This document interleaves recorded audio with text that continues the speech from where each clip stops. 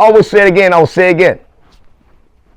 White police officers are the most detrimental, psychologically detrimental to a black neighborhood, hands down. I would say that in context with respect to Minneapolis human rights. You know, we got Minneapolis human rights now. I didn't know we had Minneapolis human rights because 20 years ago, 10 years ago, the things that they're all talking about now, that address police issue, police brutality, bully harassment, police shooting of black people, illegal stops, all the extra stuff that they want us to talk about now. I'm just wondering why it wasn't discussed 10 years back, 15 years back, 20 years back. Oh, we had to wait for George Floyd to get shot. We got to wait for Dante Wright to get shot. We got to wait for all the black men in America to get shot for us to understand this is a serious issue. Oh, no. Let me say it again. The reason why it's a serious issue is because the white folks don't want their businesses burned down. Because you remember during George Floyd? Oh, yeah. Police station got burned down. White-owned businesses got burned down. White folks got uncomfortable. They're like, nah. We can't just keep playing this ignorant stuff well, not ignorant stuff. It sounds ignorant, but I'm going to say ignorant stuff. Let's not play the innocent stuff because you know what? It's going to come and hold us back eventually. Let's talk about this. So now let me ask you a question here. Let me ask you get a real legitimate question here. The only time white people or white police or America come to the aid of black people when their resources are affected. When you want the white folks to move or white America to move, their livelihood, when their livelihood is at stake, oh, they will call you on the table. Come here, let's sit and talk. Now, you know what? I don't care about anything else no more. My business is getting burned down. I need my money. White folks love money. White America love money. Let's come to the table. Let's bring all this social justice to the table. Let's sit and talk. We need to talk. But when their resources are not at stake, they don't care what the heck is going on. They don't care. They don't care. And now we're having the discussion after George Floyd because police station got burned down. White-owned businesses got burned down. White homes, white neighborhoods, white themselves got threatened. They're like, nah. We can't live in fear. We gotta sit here and talk about why police are killing black people. We can live in the midst of these people feeling uncomfortable and seeing us as a threat. Because when I see a white officer and see a white person, I cannot differentiate. White folks say, nah. Let's call human rights. Let's sit down and have a real good discussion. We need to come to an amicable solution how we can stop police from killing blacks. They're not doing it because of you. They're not doing it because of us. They are doing it for their own protection. Anytime you see these folks step in and try to bring some peace between us, it's for their own safety, their own comfortability. It's not for us. As a matter of fact, have they ever cared about black people well-being? Never, ever. So police officers are the instigators of white people clandestine act in this country. Let me be very clear. And when I say white, I'm not saying all whites. Most whites, statistically most whites, not all whites are, but most whites are extremely racist against black people. Now, the human rights in Minnesota, I guarantee you, because I have addressed the human rights in Minneapolis so many times, countless of times.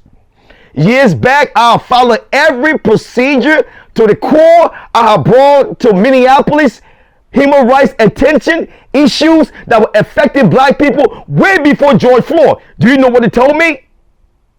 We are investigating that. So police brutality against black people has existed way before the death of George Floyd.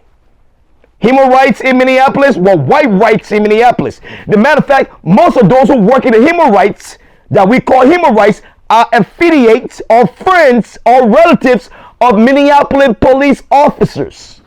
Now, we got double standards. We got folks who got relationships with the police in Minneapolis, and we got these same people trying to judge the police in Minneapolis. Double standard. And like saying my family member is in the police force and you put me on a committee to investigate crimes within the police force. What do you think I'm going to do? Partial, right? Favoritism, nepotism. Have you heard about that? Favoritism, nepotism? Oh, it exists in America. So that's the reason why I'm calling the human rights in Minneapolis trash. And I'm saying trash in the sense is that they are not doing it for the best interests of black people. Nah. I mean, they can profess to do that. They can make it seem like it's in the interest of black people, but beneath it all, it's to benefit those who are not black. So when you folks sit there and say, you know what, let's come to the table, they're not coming to the table because of you. They come to the table because of them. It's all about making them comfortable. It's all about making them feel suitable. It's all about them. So when they say, let's hear your problem, they are saying, let's hear our problem. It's always indirect. It's never direct.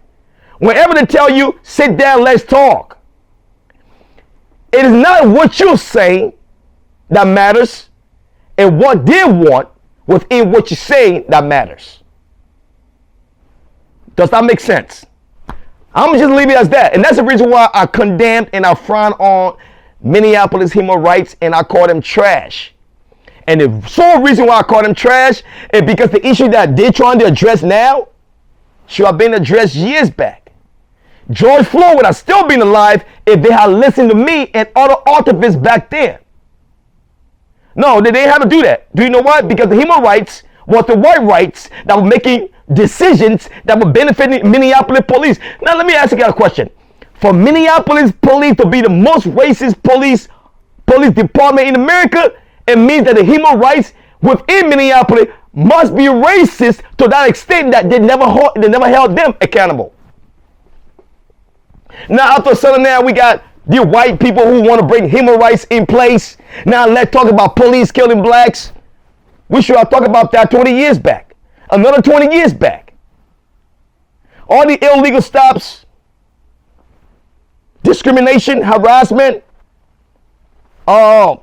police just autonomously violating people's rights. You don't think that existed years back? How did we come to the conclusion that Minneapolis is the most racist state with the most racist police officer? These data and statistics been existing for years, but those who were supposed to hold Minneapolis police officer accountable, do you know why? They didn't have to do that because they were all related. They're all family. White folks have their tendency of trying to protect white on white crimes. Oh, does that sound familiar to you guys? White on white crimes? You haven't heard of it before? When white police officers commit a crime and those who empowered brush it off like it did not happen? White on white crimes.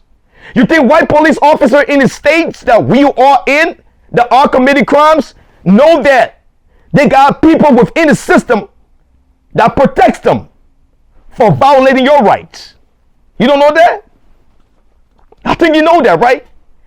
Police officer will tell you literally. I'm saying a few years back, they will tell you literally, I can do anything to you. What can you do?